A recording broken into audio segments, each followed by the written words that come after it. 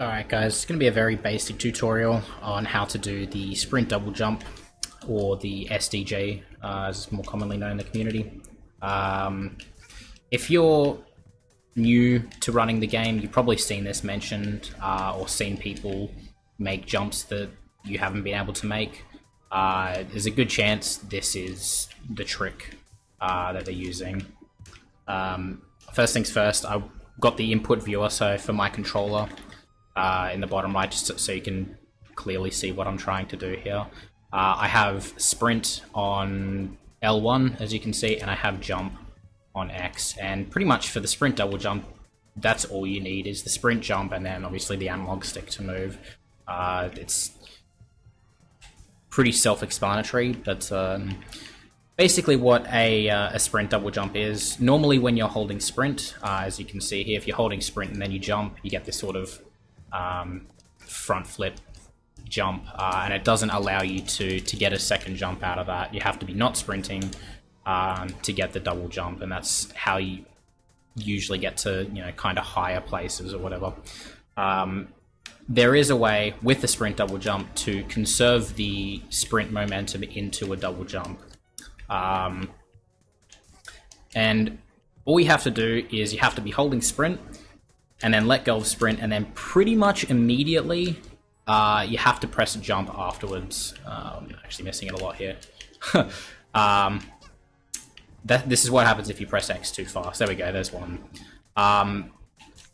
There is a roughly 2 to 3 frame window that you have from letting go of sprint to pressing X, so it is quite tight. Woofer ZFG, a runner from the community, actually went really in depth with how the sprint double jump works. If you're in the Discord, you can ask one of the members, and they can give you a link if you're interested in knowing more. It's very, very in depth, but you know, just for simplification or simplicity, it's roughly 2 to 3 frames from letting go of sprint to pressing jump, and it's pretty visible. Like, you can see you get quite a lot more distance, as opposed to just doing like a normal double jump like this without the sprint. So another thing to note, on the PC version at least, when you do the sprint double jump, you can't be running off a ledge at all. You have to or you can't be in the air. You have to be on solid ground when you do the jump, otherwise you just won't get it. It's something that they patched from like beta versions of the game. You used to be able to do it off a ledge, but yeah, not so much anymore. Which brings me to my next point. If you're playing on the console version, they're actually running on an older patch. They're running on a 0.9 patch, which is effectively the beta patch, and it has the unpatched sprint double jumps. So you have a much higher frame window. It's about, I think, 8 frames, as opposed to the 2 to 3 frames to get the sprint double jump. And you can do it walking off ledges as well. So if you're playing on console, you'll probably find you'll pick this up pretty easily. If you're playing on PC, it might take a little bit more practice and patience to actually get this, though. So it's useful in quite a lot of places. Probably the most notable ones I can think of, a lot of the rifts in the endgame, so like the Moon Rift, the Gallery Rift is through there. It's quite useful, and the Moon Rift in Battle of the Birds as well. I use it in the AliExpress Rift as well. It's not needed, but it does make a cycle a little bit easier. I'm sure there'll be another video on that one. It's also useful in a couple of newer skips found as well. If you've seen a video on the Golden Vault double dupe, yeah, in Golden Vault, so there's a way to double dupe. You will need a sprint double jump to be able to get the first dupe, and in Contractual Obligations as well. If you've seen the Snatcher Bag skip, this trick is really dumb, but the Snatcher Bag skip right at the start of Contractual Obligations as well requires the sprint double jump as well. But yeah, definitely definitely something I would recommend picking up pretty early, even if you don't use it in runs.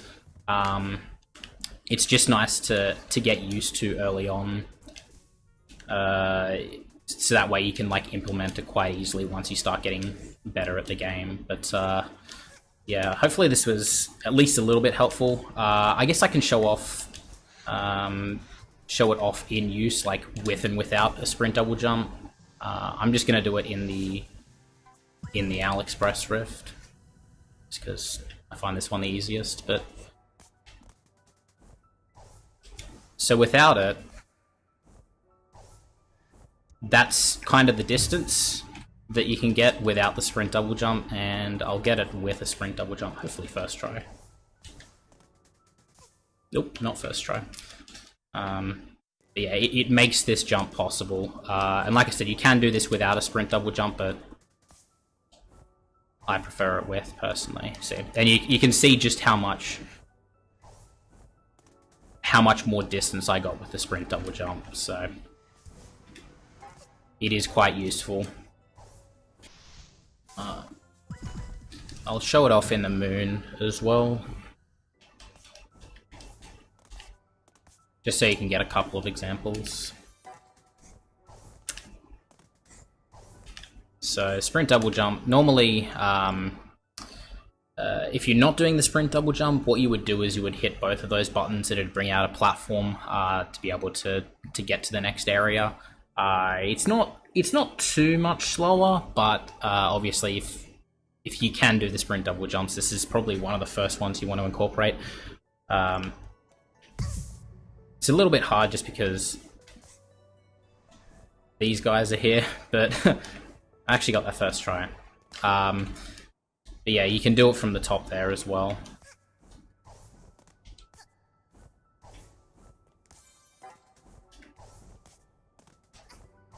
And I'll show you what distance if I didn't do a sprint double jump.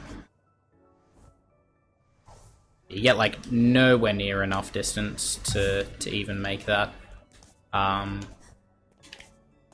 With the sprint double jump, as you can see, like that first initial jump just gives you so much distance and just enough to make that. So